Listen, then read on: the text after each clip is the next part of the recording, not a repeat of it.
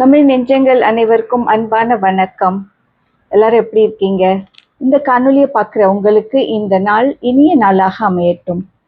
இன்னைக்கு ஜோதிஸ் வலையில நம்ம பார்க்க போகிறது எல்லாருக்கும் ரொம்ப பிடிச்ச காளான் மசாலா தான் பார்க்க போகிறோம். வாங்க வலையலிக்குள்ளே போகலாம், எப்படி செய்கிறதுன்னு பார்க்கலாம். இந்த பட்டன் காளான் நல்லா கழுவி உப்பு தண்ணியில் நல்லா கழுவிட்டு இதை பேப்பர் டவலில் நல்லா தொடச்சி எடுத்துக்கோங்க. நான் 1 கப் அளவு எடுத்திருக்கேன். இப்போ இந்த காளானை நல்லா எண்ணெயில் நல்லா வதக்கி எடுக்க போகிறோம். காளானில் எப்போவுமே தண்ணி நிறைய இருக்கும். இப்போ நம்ம வதக்க அந்த எண்ணெயோட தண்ணியும் சேர்ந்து வெளியாகும், ப்ரௌன் கலரில் மாறும். அது வரைக்கும் நல்லா வறுத்து எடுத்துக்கணும். மசாலாவோடு சேரும்போது ரொம்ப மென்மையாயிடும். அதுக்காக தான் நான் அந்த பேபிகார்ன் சேர்க்குறேன். இது ஆப்ஷனல் தான். இது எல்லாத்தையும் இப்போது அரைச்சி எடுத்துகிட்டு வர போகிறோம். பாருங்க, இப்போ நம்ம அந்த மசாலா பொருட்கள் அரைக்கிறதுக்குள்ளே இந்த காளானும் நல்லா வெந்து தயாராகிடுச்சு. இப்போ நீங்கள் பார்க்கலாம். பாருங்கள், நம்ம போட்ட அளவில் பாதி தான் இருக்குது. இப்போது இதை அடுப்புலேருந்து எடுத்துடலாம். நம்ம 1 கப் அளவு போட்டோம், இது அரை கப் அளவு தான் இருக்குது.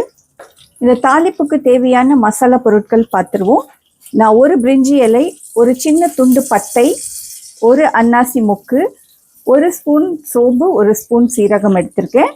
இது எல்லாத்தையுமே இப்போ நம்ம காளான் வறுத்த அதே எண்ணெயிலே நம்ம இதை வந்து நல்லா ஆயிலில் கலந்து விட்டுருவோம். அடுத்தது நான் இஞ்சி பூண்டு இந்த வெங்காய விழுது சேர்க்குறேன்.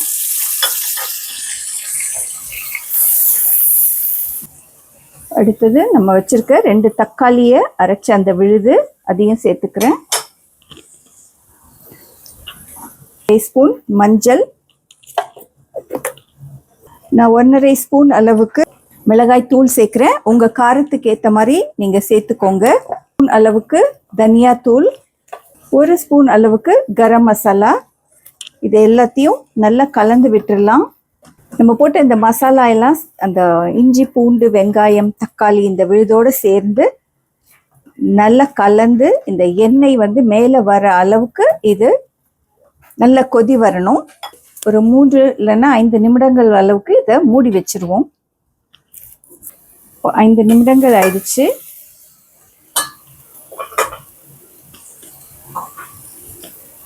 இப்போ போட்ட எண்ணெய் நல்லா பிரிஞ்சு மேலே வந்துருச்சு. இப்போ இந்த நேரத்தில் பேபிகார்ன் 1 கப் சேர்க்குறேன். இது ஆப்ஷனல் தான், ஏன்னா இது ஒரு க்ரன்ச்சினஸ் இருக்கும்.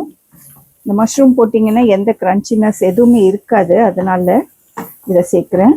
இப்போ நம்ம தக்காளி அரைச்சோம் இல்லையா, அந்த விழுதோடு சேர்த்த தண்ணி இதில் சேர்த்துக்கிறேன். இப்போ நம்ம சேர்த்து வச்சிருக்கிற இந்த காளானையும் இதில் சேர்த்துடலாம். இப்போ அந்த காளான் சேர்த்த பிறகு ஒரு 5 நிமிடங்கள் கொதிச்சாலே போதும், நம்மளுடைய கறி தயாராகிடுச்சு.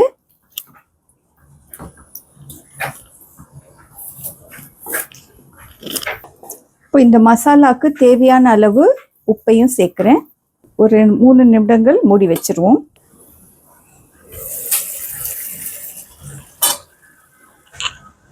இப்போ நல்லா கொதிக்குது. இப்போ இந்த நேரத்தில் நம்ம வாசனைக்காக கொஞ்சமாக கொத்தமல்லி சேர்க்குறோம்.